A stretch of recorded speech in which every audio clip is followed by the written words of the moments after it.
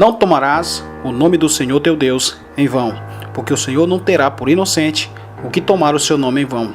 Êxodo capítulo 20, versículo 27. A finalidade do terceiro mandamento é afirmar a santidade de Deus. Não podemos profaná-lo, nem tratá-lo sem reverência. Não se deve pensar em Deus ou em seus mistérios sem a devida sobriedade e reverência. Na Bíblia, o nome está intimamente ligado à pessoa, indicando seu próprio caráter, ou ainda denotando a posição e função de quem traz o nome. Êxodo capítulo 23, versículo 21. O terceiro mandamento nos diz que quando lembramos do nome de Deus, devemos preparar-nos para render-lhe culto, porque as verdades que sabemos sobre alguém são despertadas quando pronunciamos o seu nome. O valor do terceiro mandamento. No Antigo Testamento, o castigo para o mau uso do nome de Deus era o apredejamento. Levítico capítulo 24, versículo 16. Percebemos que essa proibição estava ligada ao juramento falso, que era usar o nome de Deus para atestar uma declaração mentirosa. Levítico capítulo 19, versículo 12. Esse mandamento não exclui a recorrência ao nome do Senhor em juramentos verdadeiros e solenes. 2 Samuel capítulo 2, versículo 27, Jeremias capítulo 4, versículo 2, Números capítulo 30, versículo 3, Josué capítulo 7, versículo 17, João capítulo 9, versículo 24 e 2 Coríntios capítulo 1, versículo 23. Podemos invocar o nome de Deus nas angústias. Também podemos invocar o seu nome clamando por socorro e salvação. Salmo de número 50, versículo 15. Mateus capítulo 6, versículo 9 nos diz: santificado seja o teu nome. Deus já é santo. Então significa que somos santificados quando deixamos o nome de Deus infundir em nossa natureza aquilo que ele traz: santidade, cura, autoridade, provisão. Romanos capítulo 10, versículo 10 ao 13. Hans Ulrich Heifler, em seu livro A Ética dos 10 Mandamentos, editora Vida Nova, diz a respeito do terceiro mandamento: muitas pessoas abusam do nome do Senhor, inconscientemente. Na cultura brasileira, as expressões meu Deus, Deus me livre, se Deus quiser, Deus é testemunha, juro por Deus, tornam-se tão frequentes e até populares que todos acabaram se acostumando. Mas isso não justifica a perpetuação. Não estamos postulando uma quebra da cultura, mas antes uma transformação pela presença real de Cristo em nossas vidas. O problema não está no uso dessas palavras, mas na atitude do coração. Quando bem pensadas, tais expressões constituem uma oração, manifestam nossa confiança no Senhor e testificam a sinceridade da nossa fé. Por outro lado, não resta dúvida de que o uso impensado dessas frases não ajuda em nada. Pelo contrário, revela leviandade para com as coisas sagradas. E é isto o que está em pauta no terceiro mandamento. Formas sutis de tomar o nome do Senhor em vão. Na Bíblia, vão significa vazio, sem conteúdo, sem valor, não produtivo.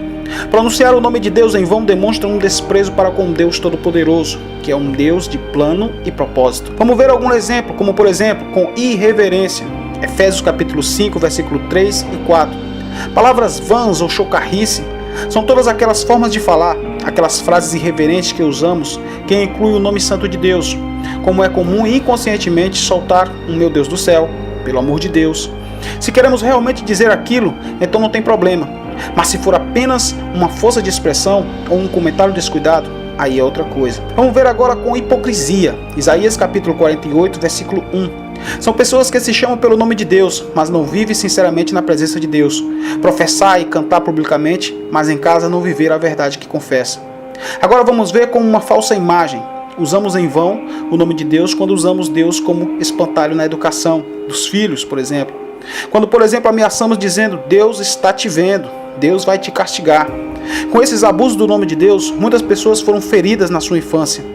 A imagem curadora de Deus se transforma numa imagem ameaçadora, vingativa e muito exigente. Veremos como forma de manipular. Quando se usa o nome de Deus para manipular as massas, na política, como guerras santas, na religião, manipulação e intimidação, intolerâncias, na igreja, o famoso Deus me falou. Como um chavão, quando alguém usa o nome de Deus ou de Jesus Cristo como obscenidades, ou como expressões convenientes de raiva, frustração e medo. Essa pessoa ainda não teve nenhum vislumbre real da majestade, santidade e maravilha de Deus. Jamais devemos usar o nome de Deus de maneira frívola ou mecanicamente. A Bíblia não nos proíbe pronunciar o nome de Deus. Ela nos encoraja a invocá-lo de coração e com temor. João capítulo 14, versículo 13 nos diz: e tudo quando pedirdes em meu nome, isso farei, a fim de que o Pai seja glorificado no Filho.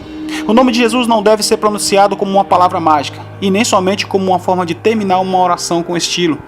Com esse nome fazemos o Pai uma petição e assinamos com o nome daquele que tem autoridades no céu e na terra. sabendo que o Pai não negará nada ao seu Filho primogênito. Colossenses capítulo 3, versículo 17 nos diz: e tudo o que fizerdes, seja em palavra, seja em ação, fazei-o em nome do Senhor Jesus, dando por ele graças ao Deus Pai. Aqui somos colocados à frente a responsabilidade que esse nome traz àqueles que o carregam.